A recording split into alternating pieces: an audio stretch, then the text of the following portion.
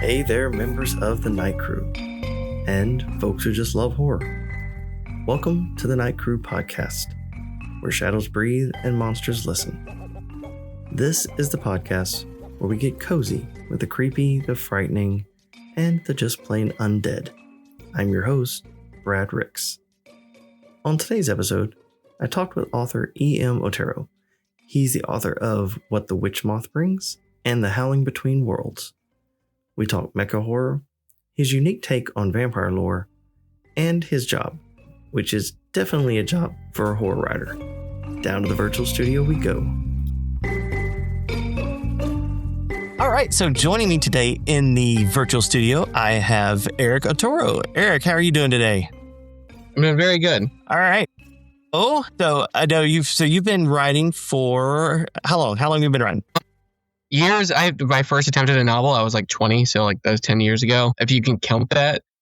But professionally, like the last couple years, like we were just talking about, me and you both share a first publication date in now Bainham Books Press body horror anthology as the first ever thing I could put on my credit. That was mine as well. I happened to stumble across a post and I was like, I think I could do a body horror. That sounds fun. And yeah, I wrote something and they picked it up. And yeah, I was excited too because it was the first time I had my name in a book. I was like, yay.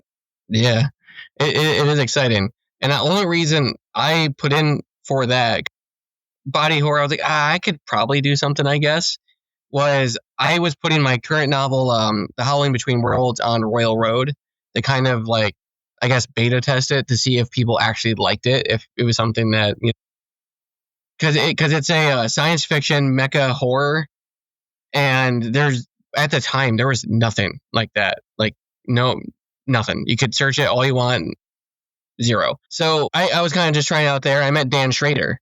He was also writing horror and putting it on there, and he was like, hey, I got my stuff on this press. They do anthologies and stuff, but why don't you try submitting? And the body horror was my second one, and I got in, and it's been progressive since there. Now, has all your stuff been through Bainham, or have you bounced around to other publishers as well?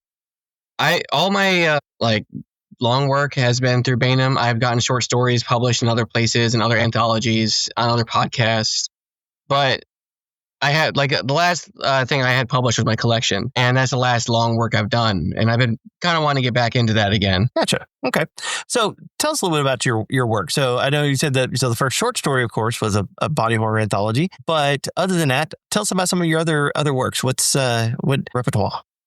So what really got me writing was I wanted to write what I was not finding, which was like mecha books and mecha horror. I'm a huge Gundam fan. Anything mecha, like Pacific Rim, all of that stuff, love it. Nice. And of course, there's not much of that here in America. And I was like, well, paranormal romance wasn't really a thing until, Twilight took it off. And like, well, maybe I could be, the Stephanie Meyer of this genre. Don't think it's happened yet, but we're getting there. And the exciting thing about that book, listeners to the Night Crew podcast will know how much I despise Twilight. So it's funny that you use that. Yeah, my wife likes the movies, and I am always so mad that she creates a somewhat interesting world and focuses on the most uninteresting part of it. Like the whole the Confederacy using vampires in the Civil War, far more interesting. The ages long battle between the werewolves and all that, far more interesting. The crazy vampire cult that is coincides with the Vatican over there and all that, far more interesting than the teenage love triangle. But but they sparkle. Yeah, I love that it's still a thing on the internet where people are like, this is the skin of a killer over just random things. It's so memeable. It's great. If it's one thing that's contributed, but anyways. Sorry for the sidebar. It's just you mentioned Twilight, and it's so yeah. I'd be remiss if I didn't say something. So continue. I'm sorry. It's all good. So this wasn't something that was out there. I started writing it, and I got the book done, and then I realized the hardest part was getting it out there, getting it published, getting an editor. I saved up, spent some money on a good developmental editor, and had a couple proofreaders, and then I put it on Royal Road, and it got popular, popular enough that it was on the Rising Star and all of that. And then That's where I met Dan Schrader, put it out there. And yeah, so that was my first novel. It was pretty ambitious. And what was the name of that one? I spent The Howling Between Worlds. The Howling Between. Yep. A mecha horror novel. And it's a very complex, all that. And I'm actually going through it right now again with a narrator because it's being turned into an audiobook. So I'm reliving the whole process through that. And the guy's fantastic. And it's going to be kind of dramatized a little bit. There's sound effects and all of that, but we're trying not to go full audio drama, just enough to, give it a little seasoning in there, make it more palatable like that. But yeah, no, it makes sense. It's good. So you mentioned the phrase, a developmental editor. So for those who are listening, would you like to explain a little bit about what a developmental editor helped you with? Kind of like the structure and flow of a story and the narrative arcs and being like, okay, so the character is this way in the beginning and you want them to change this way at the end, like kind of stuff that you don't really think about when you're writing. You just have the full vision in your head and you might not get it onto the paper how you want, metaphorical paper because I typed everything, but and they just kind of help you with that. They help it feel like a story. And I think I learned a lot. Her name was Enchal Jane. Barry went through it with me like twice. All of that was a lot of money, but I think it was good money. I learned a lot, and I haven't felt like I really needed one since. And then I could be wrong, but so far everything seems to be doing all right. And then my second book was a vampire novella that I like weird vampire like stories, like unconventional ones, and I wanted to write one of prehistory. So I wrote, essentially, my vampire in this was a offshoot of human evolution when, there was all kinds of different ones, like Gigantopithecus, all that fell away to Homo sapiens. And this one was a obligate carnivore, or obligate cannibal. And they basically evolved to be the predator of humans in every possible way. So, they're way smarter, they're higher IQ, can, learn languages really quickly, and just the apex predator of humans. And they are so efficient at killing that they have to go into a torpor. They bury themselves and they go dormant for a while, and then they'll wake up and try and hunt again. If nothing's there, then they'll go into that dormant phase again, like a decade long hibernation. And I was trying to put evolutionary reasons behind a lot of the mythology. So I gave that for the cross thing. I tried to think of a way to incorporate that as being a weakness, because I basically created this kind of unkillable monster. And apex predators, and they tend to be small populations, and they tend to interbreed. And sometimes that can cause beneficial mutations. Sometimes it causes bad ones. And I basically had them interbreed and cause several defects, and that's the photosensitivity, where they don't burst into flames, but they start getting lesions and all of that. It messes with their eyesight, and that essentially they have a fault in their brain that when they see certain patterns, it sends them into epileptic fits, and that's right angles, and they don't really appear in nature at all, so that would not be a problem that would come up. But where this takes place in a caldera, there is a pyrite vein, and pyrite is square little cubes that look gold, and they can get fairly big sometimes. And so that kind of became the crux that they were able to use to kind of fend them off, is that this would send them into epileptic fix and make them vulnerable for a little bit. Interesting. So that's definitely a very different take on when you talk about vampires and how the vampire evolved. A lot of it's always some kind of fallen angel or demon or something like that standpoint. So it's interesting. You look at it from an evolutionary standpoint, as they just took a different evolutionary track than what Homo sapiens took. So that's it. Yeah, and I wanted it to kind of be a series of novellas. I haven't written another one yet. I've got a couple of drafts here and there, but nothing really solid yet. But I do plan on following my character in their crow, into his other vampire adventures, maybe other mythological creatures that I can somehow try and make sound grounded and rational. Nice. Now, what was the name of that one? That was the Night Hunters. Night Hunters. Sure. Yeah. I haven't checked that one out. I'm going to have to, because I always love some good vampire stuff. It's one of my favorites too.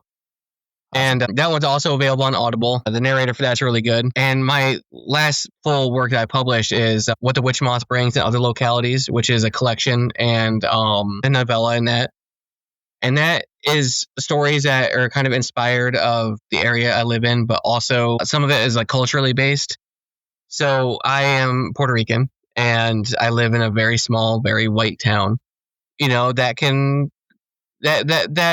a whole thing in itself. Growing up with being the brown kid in class can have its own, long lasting effects. And so a lot of the stories are kind of written with that little tilt on it. Some not so much. When I write a character that I don't describe, I always just picture them as Latino. So all of them are kind of under the assumption of that, where What the Witch Moth Brings is more focused on it. It's about a character who is Latino that is seeing these omens, and he is someone who is involved with organized crime and is reluctantly so. And he's trying to get out of it. And he's one of those characters he's not a bad guy, but he's done bad things. He keeps seeing these signs, and that's the witch moth, the black witch moth, which is a Mexican omen, and usually means death and all of that. You don't like them, and it's kind of a Crow style revenge, supernatural revenge story, but with the kind of Latino cultural bent, and it all takes place in the area I grew up. Interesting. So kind of moving away from the actual books themselves, talking about a little bit of writing. So where do you find inspiration for your books? It's sometimes really random. And in the back of my collection, I have author's notes where I kind of spell some of that out. But for certain stories, I know exactly what inspired it. Other ones, it's kind of an amalgam of things. And, like I said, with the Howling Between Worlds, that was me mixing a lot of things that I love into one book. The Night Hunters was me being well, there's never been a prehistory vampire and stuff like that. But so I listen to a lot of books and podcasts and all that. And sometimes I will hear something. I'm that's very interesting. And then that'll kind of stew in my mind. I'm I could probably write a story about that. Or one story, Pale Green Wings, which is about a man who's mourning his wife and lunar moth, a massive lunar moth in his house, and takes out his frustration on it. That kind of came almost full-fledged in 2 days. And I wrote it the evening after I had kind of the last epiphany there. And while I was at work, I found a lunar moth. So, they're really cool, they're big, all that. And I was explaining to a coworker, I was lunar moths, they don't live long because they spend their entire time as a caterpillar, eating up, getting all the fat stores and all that. And then when they turn into the moth, they don't have any working digestion or mouth parts. They're only there to mate. They live for maybe a week, 2 weeks, but that's their only purpose is to propagate. So as soon as they're in that beautiful shape, the countdown starts. It's just a matter of time before they die. And then I was at my mother's house with my daughter, and there's a tree in her backyard where my dad used to do target practice with his pistol. And it was a revolver and a 44, I believe, because the bullets are massive. He shot it so much that the tree had fallen over. And this was 25 years ago. And the bullets are still in there. You can still look at it and see the bullets littered all over it. And that imagery mixed with that kind of, I thought of a story about how to work those two together in a way. There's inspiration sparks in the most random places. There's a grave near the cemetery I take care of that has an epitaph that is, how does it go exactly? All animate mortals become inanimate. Here is proof. And I thought that was just a very very bleak and very I don't know. I thought it went real hard for an epitaph on a grave, and I looked it up because it had Mason symbolism on it. I was is this a common one? And I looked it up, and the epitaph there's a whole epitaph registry and all of that. I could not find any sources of it anywhere. Nothing that's referencing. I thought maybe it's biblical or something like that. Nothing, and that became in a story that I spawned around that. And I don't know, as a writer yourself, I'm sure it's sometimes like things just come out of thin air, fully fledged into your lap. And other times you're like, I have this premise, but I'm trying so hard to get the rest of it. Nope, You not really at all. want I have a big bucket of ideas over here that I just randomly pull from all the time. I'm kind of like that too. I don't have enough time to write all the ideas I have, but sometimes I'll have the idea and I'll start writing it, and I'm like, I'll kind of get a roadblock, and then I'll usually just go to my next idea and then finish that and come back. Like, I hop around a lot when I write, and especially since I've been doing a lot of short fiction in the last year, like it's a lot easier to kind of go from one 5,000 word story to another than to another between big projects. Gotcha. So I do want to step back for a second because you said you take care of a cemetery. That sounds like the most horror writer profession I've ever heard in my life. Can you speak a little bit about that? Okay, so it's a part of my job. I am a groundskeeper, and on the grounds I take care of, there is a cemetery, and it's a veteran cemetery. It started off as a women's relief corps, so there's a lot of history there. There's graves that date back to like 1906 and stuff like that. And when I got the job that I had now, it was not in great shape. Like things were tipping over and all of that, and the stones were all dirty and kind of gross. So I spent an entire summer just straightening everything out, cleaning them all up, and I made a modern map of them. I used Excel spreadsheet, got every single name, all the dates, all of that. So if someone was coming like, hey, my relative is buried there, I could like, let's look that up real quick, and I can tell you what row, where they are, all of that. And there was a missing graves too, because the facility I work at, if someone were to pass away, and there's no one to claim the body, they would bury them there. And their local funeral director, if he wasn't reminded, would just sometimes forget. And if there's no family to remind him, he just would forget. So we'd have graves that are 40 years old that are unmarked. And, so I had to go through the map and kind of be like, okay, so this person's here. And then once in a while, we'd have someone show up that's like, hey, my great grandmother was buried here. And we have a record that she was at the facility, but know where her grave is. So then you have to kind of do like some investigation, be like, okay, so we're seeing what, like the years that people died, when did she die? And then with graves, especially that old too, before they made vaults, there'll be a depression in the ground. And that's how we were able to basically tell, like, this is between these dates. There's a depression there. We got a stone, put it there. The family is very happy with that. And, it's like what we can do for an over 100-year-old grave. But I did actually have a story about this too, because there was one thing that happens with those old graves. Like I said, when the depression happens, it usually happens because the casket eventually fails over rotting. I was actually going to ask about what causes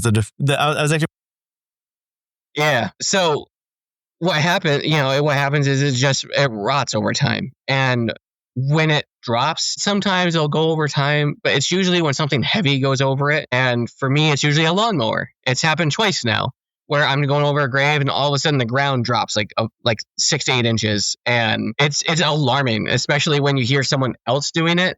Like we had a tree cut down and they brought some equipment in, and it just was over a grave enough that you could hear it crunch and pop. Like it was a ghastly sound, especially because you know what it is. But, it's unfortunate. And we usually do is just, put some dirt in there, plant some new grass over top of it and call it good. But it doesn't feel good when it happens, Yeah, that is definitely the most horror author career I think, or job I think I've heard. So that's yeah. The like little goth teenager of me would have loved it, but Right. So then where do you find time to write? Are you more of a morning and evening person? What's it look like? So typically at night when like my wife is asleep, my daughter's asleep, because I have a hard time writing if I can't completely focus on it. So usually it's when everyone in the house is in bed except for me, and I'm just sitting here in the dark, like typing away. And sometimes like some weeks I will not have enough time because my wife will have a hard time falling asleep. So then I'm, just hanging out with her for a little bit. Then we both end up falling asleep. Or sometimes if I'll have inspiration at work, I'll stop and I'll put a little something in like a Google Docs, document and all that, or type away something that on a break at work but it's typically almost all at night. Do you see yourself as more of a pantser or a plotter? Pantser completely, because my first novel, what failed was I plotted it to death, and I was never able to write anything because it was paralysis by analysis. I was get a chapter in and started writing the next chapter, like, oh, I need to mention this in the first chapter. Oh, I need to do that. And it doesn't work. So I have the loosest of outline. I have an idea, like, I want it to end this way. I want to include this in there somewhere, and the rest I'll just fill in as I go. And how I'll always write, especially a longer thing, is I'll have 2 documents, and I'll be just writing as I go. And then if an idea occurs to me to add something in earlier, I'll put it in the other document. And I'll be like, mention this at this point where this comes up, add this thing about this character. And when I go back through and I'll edit, I'll just weave that stuff in. Gotcha. All right. So I enjoy asking this next question because it's like picking your favorite kid. But of all the books you've written, what is your favorite? It's definitely the Howling Between Worlds, because it is the, the ghastly child of all the things that I love that usually don't go together. And, it's such a niche thing that, like I said, no one out there is really writing it. There's a couple books out there now besides mine that are like mecha books, but nothing mecha horror, especially cosmic horror. And, that's like, I love that. And I love going back to it, but I haven't been able to get like mecha short stories published as much. So that's where like a lot of my like kind of folk stuff and like stuff inspired by my job and all that kind of come in, which is basically all the Witch Moth stuff, all the short stories in there. Kind of, there's no giant robots in that, but that's my favorite, especially. There's no cemetery giant robots coming in.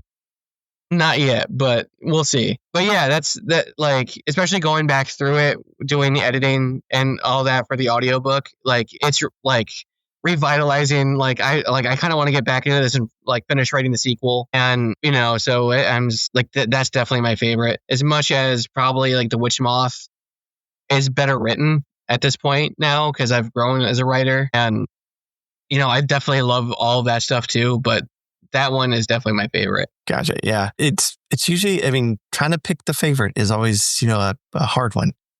Yeah. Who would you say are some of your biggest literary influences? I would say Laird Barron is definitely a big one, because he likes to write the weird fiction, and he'll throw like weird sci-fi, weird fantasy into his collections. Like in his Swift to Chase collection, there's randomly like a 40K style sci-fi story through the perspective of like a mechanical dog, as him and his like ex-military veteran go to like assassinate a like some duke of a planet, and he'll go back and do his like random cosmic horror stuff. So like his range and like weirdness that he likes to throw into stuff, I absolutely love. Like his Isaiah Coleridge stuff, where it's like, like an ex-mafioso turned private detective, but also there's cosmic horror in there randomly thrown in. Like there's maybe a guy that has psychic powers, but it's, that like I love the subtlety of it. Definitely, like the Howling Between Worlds was written in the style of another one of my favorite series is Brian Lumley's Necroscope. So like he was a big influence on that, because that's another like completely weird fiction stuff wrote completely straight. Yeah, like I don't know, like a little bit of everything, I guess, but like definitely those two hit me the most.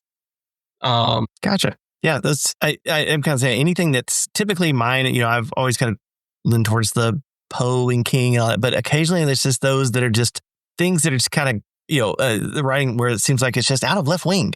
It's like you feel like it's going to be something that's kind of very straight laced and straight and narrow. Then all of a sudden it's like, wait, what happened? It's like, where did that come from? Yeah. Like the Expanse, the first book was kind of like that, because I didn't know anything about it. It was just one of those ones that's like someone recommended, like, hey, read this. And I remember getting to a certain point, and there's literally a line like, and that's when the zombies appeared. And it's like, okay, this was, what now? I had to reread it again. I'm like, okay, I guess we're going there now, It's always great. Yeah. All right. So let me see. Let me look through my list of questions here. All right. If you could pick someone to do a collaboration with, who would it be? Oh God. Like anyone out there writing? Anybody. Okay. So I'd probably do Laird Barron because he's like my all-time favorite. I love everything he's written. But a more out there one is probably Hideaki Anno, who has done like he's most famous for his Evangelion anime series, but he also dabbles in a lot of other stuff. But you can always tell what he's done because he has references to other things, to certain literary styles, certain like framing things, and like all of his stuff is from like trauma that he's had. And, it comes from like a deep well of depression. Like Evangelion resonates with a lot of people because it's a very good depiction of like depression, especially for like a young person. And, like I've suffered with mental health stuff here and there. And I feel like we could make some sort of horrible monstrosity that would definitely wreck anyone who reads it. And, I think I would like to emotionally devastate people as much as possible. I think that'd be fun. Spoken as a true horror author. Yeah. What can I do to emotionally wreck people? Yeah. I think that's what we all every morning when we sit down to write. That's I think the first thing I'm going to print that and just tape it onto my monitor. What can I do to emotionally wreck somebody today? Yep. Yeah. He does it well. And like Evangelion, it's a giant robot fighting like aliens anime, and it goes some really weird places and a lot of crazy drama. Like, like when you start watching it versus the end, it's two completely different things. You're like, how did we get here? Yes. All of his stuff is like that. Like he did Shin Godzilla, and like that's probably one of the best, most horrifying Godzilla movies. And like he uses trains and stuff to like help take it down, like because it's completely from the bureaucracy of the government handling it. It's not some hero. It's not anything like that. It's this one guy who has an office job who's like, how can we handle this? Let's do press conferences. Let's do that. And it's all about how they handled the Fukushima disaster. But it's, again, like it ends in a completely different place than you think it would. That's awesome. All right. So I started the Night Crew podcast as a spinoff of my own series, The Night Crew, which is about a team of monster hunters. So, all of my scripted episodes, I've been doing deep dives into some kind of a creature. I actually just finished wrapping up one on vampires I was doing. So with that being said, I told you a caveat coming on the show. You got to tell me about your favorite horror, your favorite monster, and you got to talk a little bit about it. So spill the beans. What's your favorite? I wish I had a more like obscure literary answer, like oh, the Chichen Itza monster from Aztec lore, or the whatever else. But you did an episode on it, and I hate to admit it because I always felt like I was like above that nonsense. But I love vampires. Vampires are so awesome, and I think get about vampires. I'm good with that. Yeah, and it's I came to the realization like, where I just think I accepted it. And it was when I started reading Empire the Vampire last year. Because I was like, I kept seeing it come around as kind of a grimdark fantasy, which I like, that had horror elements. And I'm like, yeah, but it's vampires, and they're kind of cheesy. And then I like kind of looked at my collection of books and the things I love, and I'm like, yeah, but the evidence is mounted against me. And I love unique vampire stories too. So like one of the earliest ones that I've read that completely blew me away was The Passage by Justin Cronin. And that it's again, I like stories that start at A and end up somewhere else. That's very much that one. I had a very good librarian when I went to school who was like, read this book, trust me. And she had not guided me wrong once, and that was one of them. Blew me away. Did not expect it to be a vampire story at all, and that's what it ended up being. But I just love the unconventional vampires. Like Brian Lumley's Necroscope stuff is very cosmic horror vampire in a completely unreal way that most other people haven't written. Empire the Vampire is fantastic. Like, I don't know why I was thinking I was above that. It's completely ate it up. Like, as long as you're not into like the Twilight stuff, then we're okay. So. Yeah, we got into that a little bit before the podcast, but that's definitely I love the response to it. I guess it definitely made a certain thing, and then people were like, "Ugh, let's do the complete opposite." Yeah. Well, I think as we're filming this, one of the last episodes that dropped, I think it was the last episode of the vampire series I did, was all about vampires in Hollywood, and I talk about Twilight because it's like it had its purpose and it had its moment, and it introduced such a new audience to reading and to horror. I put horror in quotes. Yeah. But at least to those kind of, those characters, we won't get into the whole vampires don't sparkle, but, which they don't, but it introduced, a whole new generation of readers to those kind of creatures. Yeah. And so it had its purpose. And I even joked that in the last episode, I was like, it's okay to give Twilight crap. It made $1 bazillion. It can take it. But all right. So with vampires, so do you like more the? Let me back up. So if you had to pick your favorite vampire movie, what was your favorite? What would? Oh God. I definitely loved. Yeah. What is it?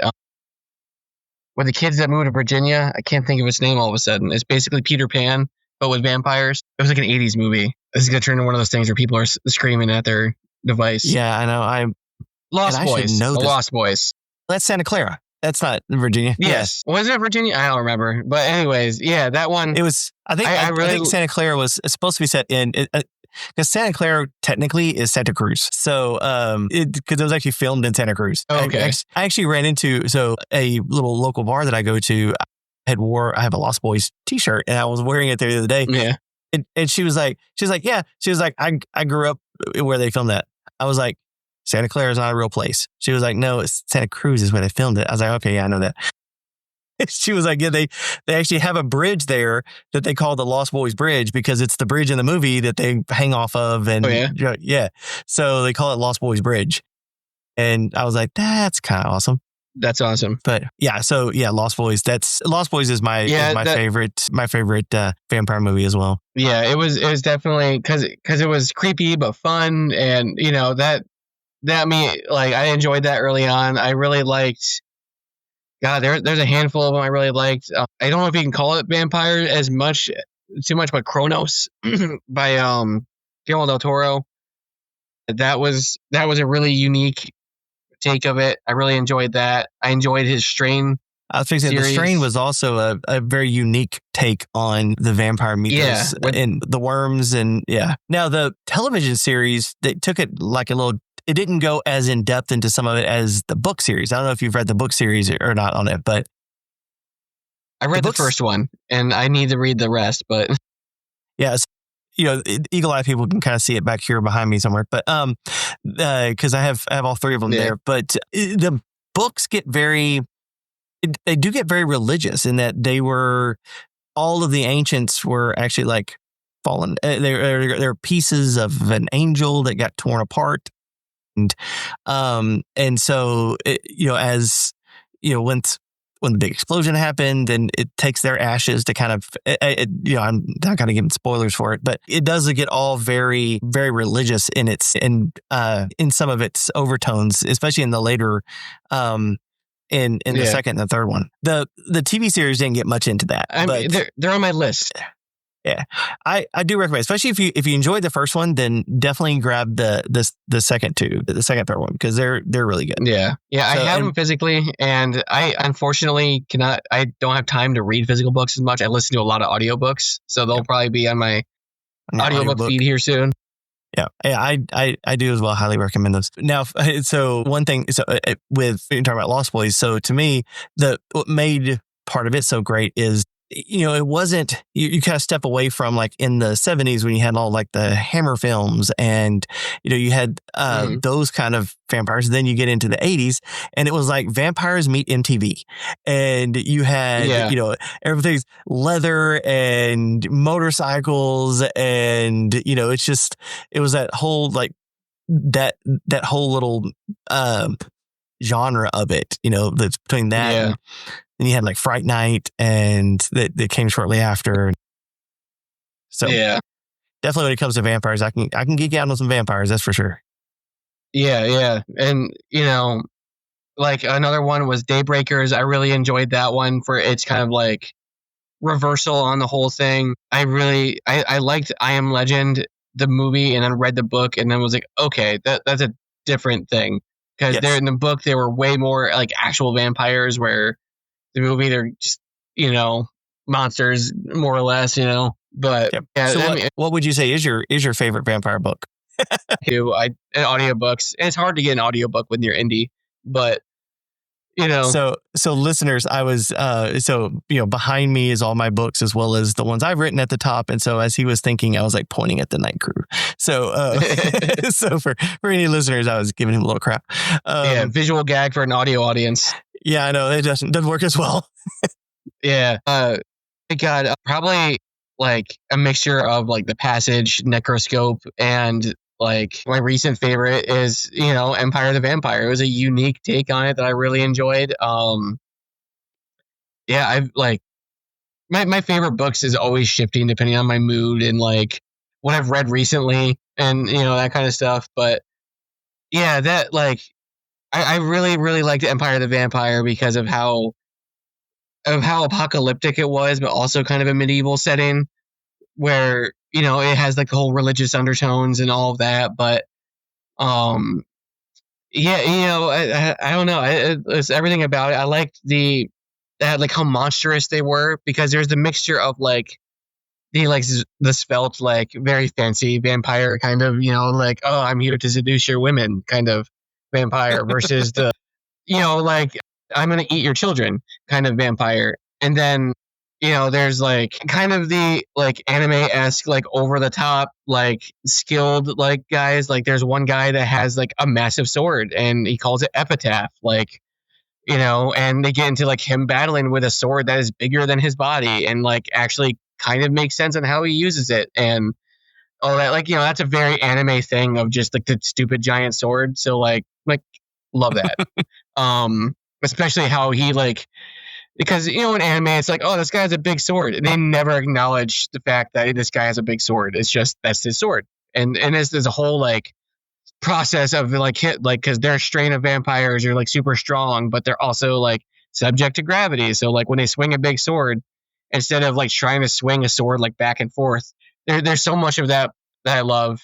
The Brian Lumley stuff, like again, like it almost doesn't read like a vampire book at first because it's very much like espionage, like like Cold War, fighting the Russians, using paranormal stuff, and then it's like, oh, there's this existential threat besides the Russians. It's actually ancient alien vampires that can shapeshift, and Yeah. All right. So another question I have. So why horror? Oh God, because I started writing science fiction horror with my first book, and the science fiction community, they're very like, I don't know. I couldn't get into that community very well. It was almost like a little too like pretentious in a way, at least when I tried to get into it. And horror is not as much, especially like the indie horror community. And because they're writing wild stuff and, some of the wildest concepts I've ever heard. I'm like, I love that. Like it's great. Not my taste at all, but I'm glad someone else made it. So, like I also feel like you can express a lot of emotional depth and you can do a lot of commentary through horror because there's a lot of things that you can't really get an emotional response out of in other ways. So you can tackle like in my style I tackle transhumanism, religious oppression, and trauma all through horror, and you can do that in a lot of creative ways where people might not even realize what you're looking at until like they're thinking about it, like, oh, this is what you're kind of writing about. And like that's the kind of stuff I write. Other people are writing like splatterpunk and all of that, and some stuff is not as deep, and that's perfectly fine. Like B horror stuff is fun, and Yep, very true. So outside of things like sci-fi horror, do you have another favorite kind of subgenre of horror? I love like medieval fantasy horror, and it's not something that's around a lot, but I love when horror interjects into something that's not usually horror. So like, I was a big video gamer. I still like video games a lot now, but I obviously don't have the time. But like my favorite stuff was always like when you're playing a game and it's like, oh, there's the horror level or there's the horror area. So like Half-Life 2, like there's a whole town like Ravenholm where that's like the whole horror level where it's zombies and monsters, all that. Like in like Oblivion and Skyrim, like there's whole areas of that where you're like, oh, you're fighting monsters, and all of a sudden like you're like, oh, this is like a very scary section of this area, and then you're out of it again. Or probably my very first was Zelda Ocarina of Time, when like the sun goes down, the little monsters come out. And, but like I kept waiting for you to say Castlevania.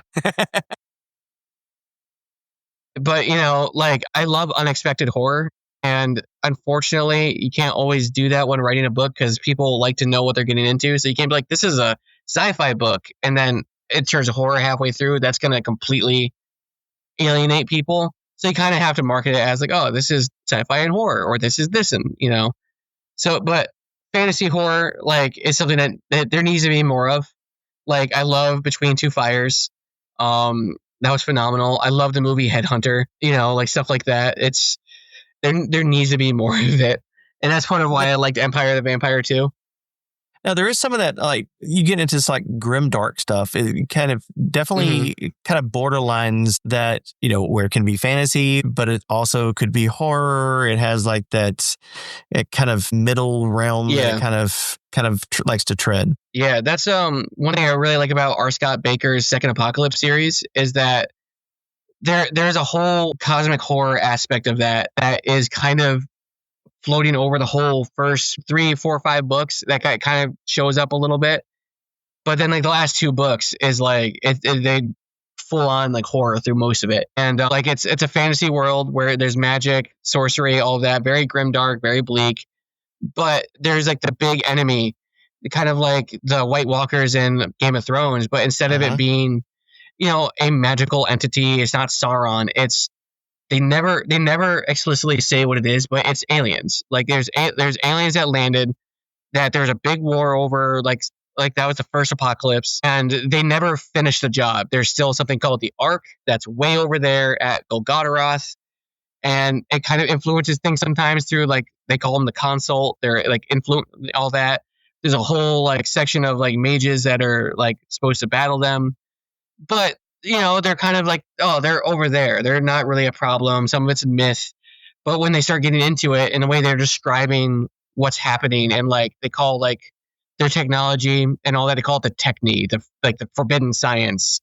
And this is like, stuff from them. And as you get in, like the way they're describing stuff that happens, you're like, that's a laser beam that just killed a bunch of people. Or like they just found a nuke. Like, but it's all through that fantasy lens, and like there's nothing else really out there like it. And it's also very dense, like it's very prosy and all of that a lot of people are like, and it's also extremely bleak. So but like I said, there needs to be more of that. Like I'm trying to work on something myself, but as a writer, we can't really say there needs to be more of it, but then we're not writing it. So yeah, I was gonna say, if you think there needs to be more of it, then I'm working on it. I'm working on it. And with mine too, because whenever I try to do a big project, I always try to be too ambitious with it. So like I'm native Puerto Rican, I'm Taino, and like a lot of fantasy stuff is kind of like, oh, it's like Europe, medieval Europe, fantasy setting. And I'm like, well, what if we do it from like the viewpoint of like a native people when Columbus showed up? Like that's how I was like kind of formulating mine, of being like, kind of crusades, kind of conquistador showing up to a new nation, but infusing horror in that, like, so I'm reading like, research papers written in the 90s about Taino culture and all that, to trying to interject that in there. And, like I said, when I do something, I overdo it. But so it's probably something I'm not going to actually start writing for a few months, but it's coming. Good.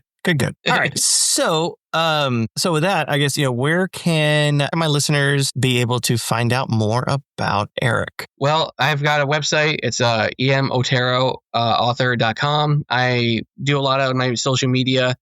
I've been trying to do more like writing related stuff, because I love photography. I love taking pictures of bugs and stuff like that. So it's usually like, see like a praying mantis or whatever other thing on there, and then some stuff on my books. But I'm on Instagram, EM Otero author. I'm on Facebook, same thing. I do have a Patreon page that I'm trying to put like sneak peek stuff and other stories that I can't seem to get published anywhere. Put them on there. Like I have a whole like mecha novella on there, the final arc that releases episodes. But I also have a page on my Patreon where I have put links to everything I published, that's short story wise and novel wise. So like you can go there, you can find my stuff I've written for Creepy, my different anthologies that I've been in, all that. So you find that page, everything's there. Awesome. Okay. Well, and I'll make sure I get all those links from you, so that way I can put them in the show notes. So all the links to where folks can find you will be there. Other than that, any lasting words before we bid adieu? Not college educated or anything. Very blue collar. Was just a reader and was like, you know what? There needs to be a book about this, and I put it down and started doing it. Yep. It's definitely great advice. It doesn't take much. I see a lot of people who they're like, oh, you have to have the MFA and all that. No, you don't. I don't have any of that. It just takes wanting to sit down and do it, and just having a story to tell. Correct. If you want to write, just do it. Just because if you get it down on words, like there was someone on a Reddit post that was like, I don't know, should I plot? Should I do this? I have 90,000 words of my story. I'm like, you got that much, you're fine. Whatever you're doing, keep doing it, Right. Yeah, not everybody's process works the same. And, I know people who are like, well, Stephen King says he writes 6 pages a day, so I need to write 6 pages a day. No, you're not Stephen King. That may not be what works for you. You need to do what works for you. I was on a panel at the Texas AuthorCon, and somebody's asking about, what it was kind of a process kind of question. And I said, you could sit there and try to say, my goal is I have to write 500 words a day. But if you're not in the mindset to write 500 words, then tomorrow you're deleting 498 words. So did you do any good? Yeah. It's you have to find the process that works for you. Yeah, and like I feel like even if you write those 499 words that aren't good, like it's still a part of the process. Like just writing, like just write and read. Like you can tell when people write that don't read. It's very obvious, especially when I was doing like beta reading for people and stuff. Like I swapped books with people, and there was one person that was like, I don't think you can do that in a book, something I did. And I'm like, yeah, whatever you want to do, like you can do, and like, well, I don't really read. And I was like, okay, right? Well, let's start there. Yeah. Just like read a lot of different things, whatever you want to read, like whatever you want to write, read in that genre, and it'll come to you. Just practice. Yep. All right. Well, it was a pleasure having you on, and again, so we'll put all your links in the show notes, and that way people can find you. So with that, again, I appreciate you being on. Of course, it was a pleasure being on. Thanks. That's it for the Night Crew podcast and my conversation with Eric Otero. I have links to where you can find Eric in the show notes. Follow him on all the socials and pick up his books. So, if you had a good time, make sure to follow the show, share it with a friend, and leave a rating. Hopefully, 5 stars. If you want updates on my writing, you can follow me on Facebook or TikTok at BradRicksAuthor. You can find copies of my novels wherever you like to buy books. But if you hop over to my website, bradricks.com, you can purchase signed copies of any of my novels. While there, also sign up for my newsletter. Remember, Night Crew Book 1 is currently available. Book 2 comes out November 14th. I'm Brad Ricks, reminding you to stay out of graveyards after dark, question people who don't show up in mirrors, and yes, okay, I'm jealous. I want to work in a cemetery. Until next time, keep your curtains drawn, your sense of humor sharp, and your blood inside your body. Thanks for listening.